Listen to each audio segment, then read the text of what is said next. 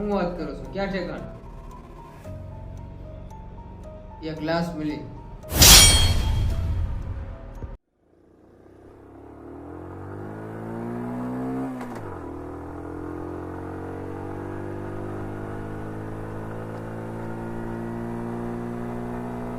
ઓય તે ફોન કર્યો તો સીઆઈડી માં?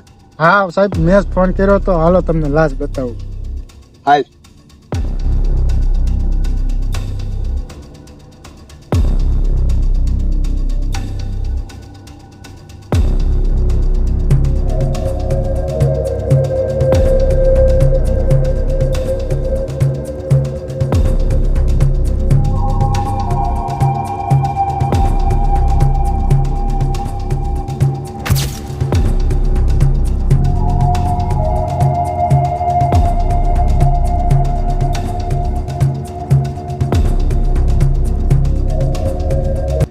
Case fail.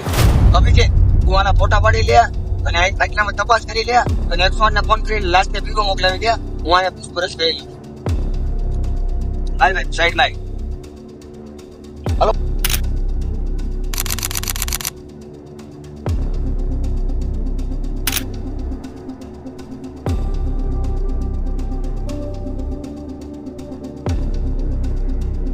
તે ત્યાં લાશ ને કઈ રીતના જોઈને તું અહીંયા શું કરતો હતો? એમાં એવું છું કે સાહેબ, મારી વાડી આમ છે, હું ત્યાં જતો હતો એટલે મને એમ લાગ્યું કે અહીંયા કંઈક જનાવર મરી ગયું છે એટલે હું જોવા આવ્યો. એટલે ત્યાં લાશ પડી હતી એટલે જોઈને તમને મેં ડાયરેક્ટ ફોન કરી દીધો.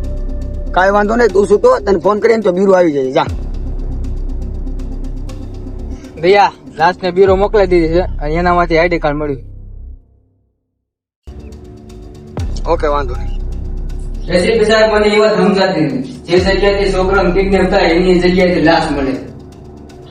એ જ વાત છે અભિજીત, એ જ વાત પણ સમજાતી નથી. એની જગ્યાએ છોકરો કિડનેપ થાય ત્યાં જ કેમ લાશ મળે? હા સાહેબ, એમ જ તું લાગે, મને કઈ સમજાતું જ નથી. દયાને ફોન કર્યો ને લઈને આવે એમ. આ ફોન તો કરો, હમણાં આવતું હોય છે.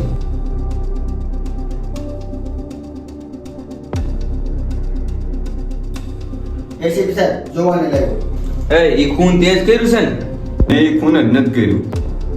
ખોટું બોલમાં એ ખૂન ત્યાં જ કર્યું. મેં એ ખૂન જ નથી કર્યું. તો તે એ ખૂન નથી કર્યું તો એ છોકરાને તો કિડનેપ કરીને ક્યાં મૂકવા ગયો? જંગલમાં મેં ગયો તો મેં તો એને.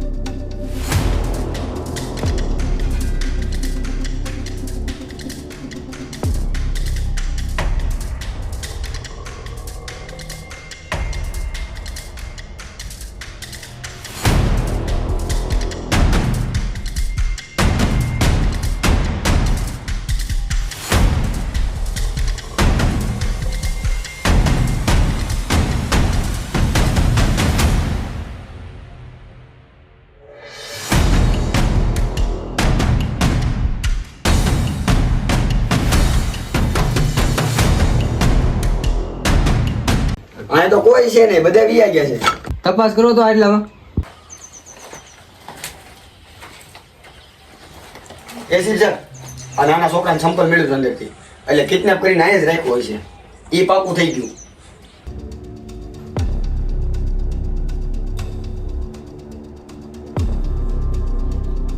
હાલો અભિષેક, હું ઘરે જાઉં. હા રિયા તું જા, મારે થોડું કામ છે, હું હમણાં નીકળું છું.